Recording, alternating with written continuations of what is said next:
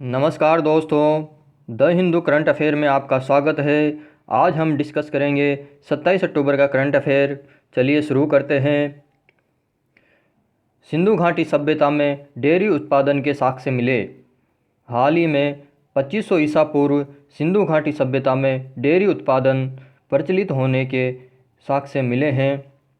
यह साक्ष्य अब तक के डेयरी उत्पादन के प्राचीनतम ज्ञात प्रमाण हैं, क्योंकि जो सबसे पुरानी ज्ञात सभ्यता है वो सिंधु घाटी सभ्यता ही है।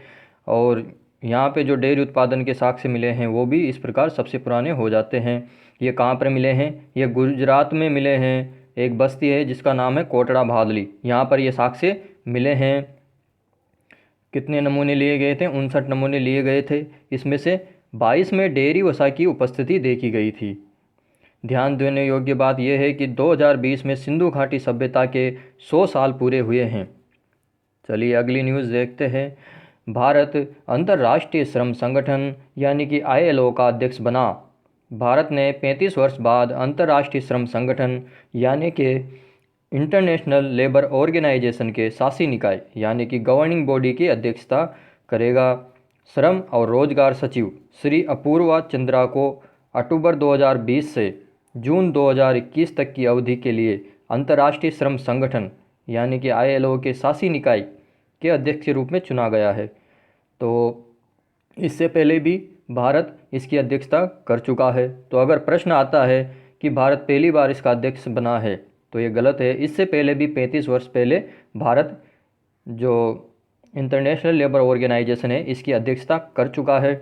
और किसको भारत से इसका अध्यक्ष के रूप में किसको चुना गया है? तो श्री अपूर्व चंद्रा को इसका अध्यक्ष चुना गया है। अंतर्राष्ट्रीय श्रम संगठन के बारे में थोड़ी जानकारी ले लेते हैं। अंतर्राष्ट्रीय श्रम संगठन यानी कि इंटरनेशनल लेबर ऑर्गेनाइजेशन, इसकी स्थापना प्रथम विश्व युद्ध के बाद जो लीग ऑफ नेशंस थी उसकी एक एजेंसी के रूप में इसकी स्थापना की गई थी। इसे वर्ष 1919 में वर्साई की संधि द्वारा स्थापित किया गया था। वर्ष 1946 में ILO संयुक्त राष्ट्र यानी कि यूनाइटेड नेशन की पहली विशिष्ट एजेंसी बन गया।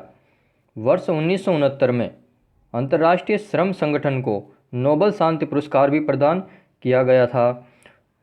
संयुक्त राष्ट्र की एकमात्र त्रिपक्षीय एजेंसी है जो सरकारों, नियोक्ताओं और श्रमिकों को एक साथ लाती है। और इसका मुख्यालय कहाँ है? इसका मुख्यालय स्विट्ज़रलैंड के जिनेवा में है। चलिए अंतर्राष्ट्रीय श्रम संगठन की प्रमुख रिपोर्ट को देख लेते हैं। इसके द्वारा जो रिपोर्ट जारी की जाती है उनमें पहली रिपोर्ट है विश्व रोजगार और सामाजिक दृष्टिकोण यानी कि world empowerment and social outlook report. दूसरी रिपोर्ट जो इसके द्वारा जारी की जाती है वो है ग्लोबल वेज रिपोर्ट, वैश्विक मजदूरी रिपोर्ट। दूसरा करंट अफेयर है सामान्य तापमान पर पहला सुपर कंडक्टर। वैज्ञानिकों ने सामान्य तापमान पर पहले अतिचालक यानी कि first room temperature super computer की खोज की है।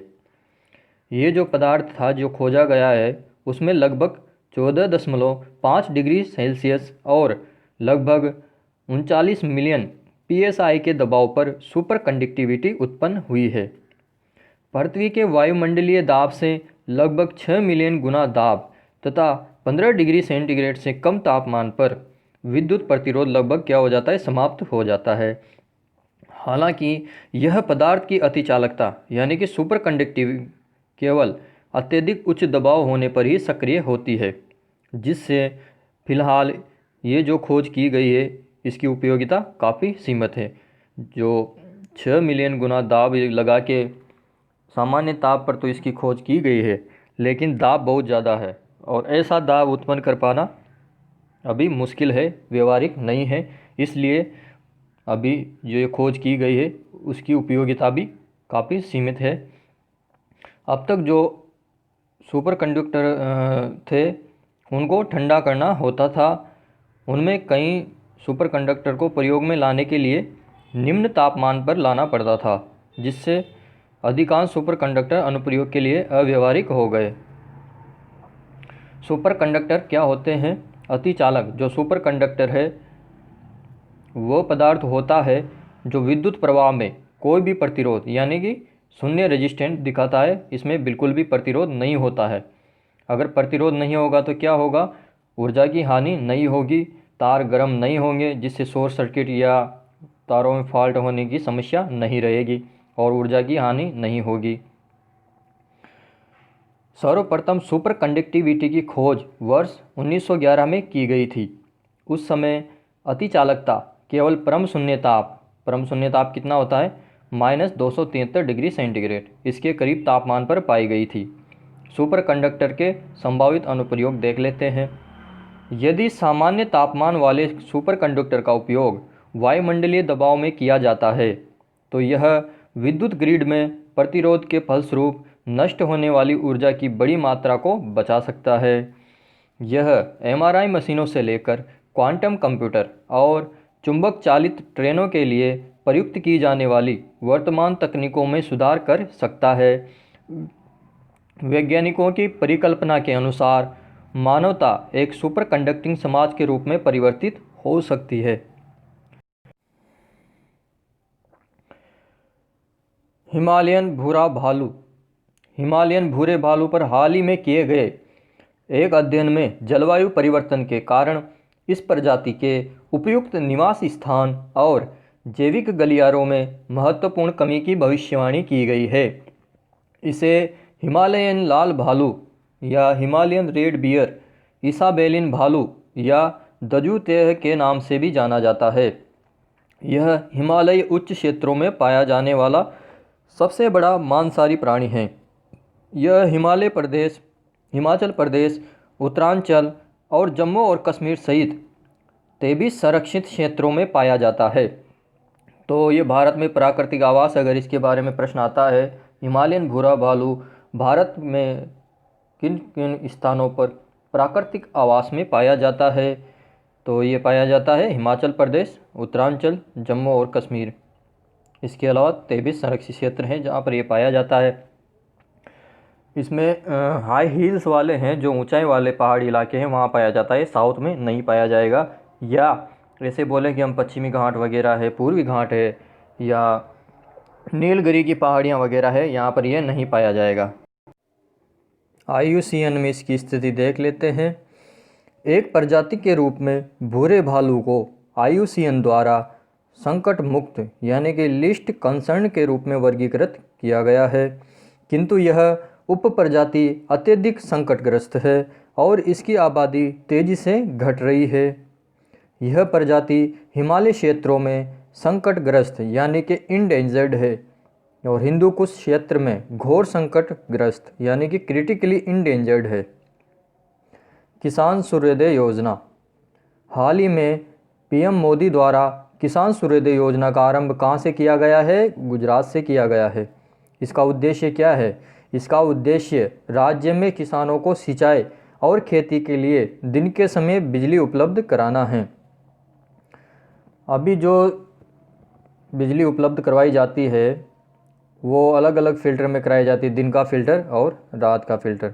ये ऐसा इसलिए किया जाता है कि जो ग्रिड होता है बिजली का, वहाँ पर जो सप्लाई की जाती है किसानों को बिजली, तो अगर एक साथ सभी गांवों को सप्लाई की जाएगी तो उसमें इतना लोड झेल नहीं पाता है वो ग्रिड, और फॉल्ट होने की लाइन की संभावना बनी रहती है या बार बार शटडाउन लेना पड़ता है, जिसकी वजह से उनको चरणबद्ध तरीके से दिन में कुछ गांव चयनित कर लिए, वहाँ पे दिन में बिजली दी जाएगी, कुछ गांव चयनित कर लिए उनको रात में दी जाएगी। लेकिन जब सर्दी आती है तब किसानों को जो रात में सिंचाई करते हैं उनको बहुत समस्या का सामना करना पड़ता है, क्योंकि ऐसी सर्दी में एक तो उनके पास सर्दी से बचाव के लिए प्रॉपर कपड़े उपकरण नहीं होते हैं, और फिर जब रात का फ़िल्टर होता है, रात में जब लाइट दी जाती है ग्रिड द्वारा,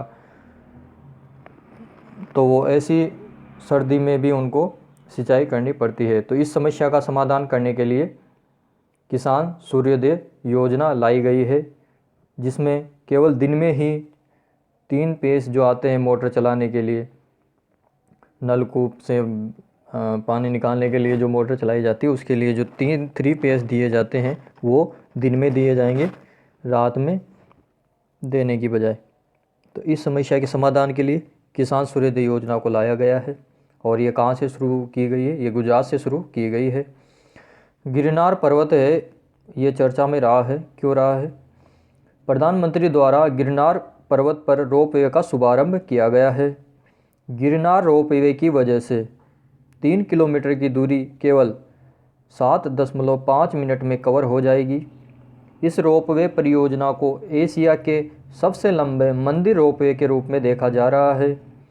इस रोपवे को 130 करोड़ रुपए के निवेश सहित उषा बेक्रो लिमिटेड द्वारा विकसित किया गया है। किसके द्वारा विकसित किया गया है? उषा बेक्रो लिमिटेड। जो गिरनार पर्वत है उसके बारे में थोड़ी जानकारी ले लेते हैं। यह गुजरात के जूनागढ़ के निकट है। इसका प्राचीन नाम है गिरिनगर।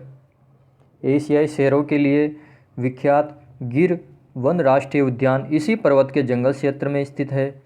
गिरनार मुख्यतः जैन मतावलंबियों का पवित्र तीर्थ स्थान है। यहाँ मल्लीनाथ और नेमिनाथ के मंदिर बने हुए हैं। भगवान दत्तात्रेय ने गिरनार पर्वत के शिखर पर तपस्या की थी। साथ ही इस क्षेत्र में 22वें तीर्थकर भगवान नेमिनाथ ने निर्वाण प्राप्त किया था। यहीं पर सम्राट अशोक का एक स्तंभ भी स्थित है और महाभारत काल में रेवतक पर्वत की क्रोड़ में बसा हुआ यह एक प्राचीन तीर्थ स्थल है। बहुत बहुत धन्यवाद।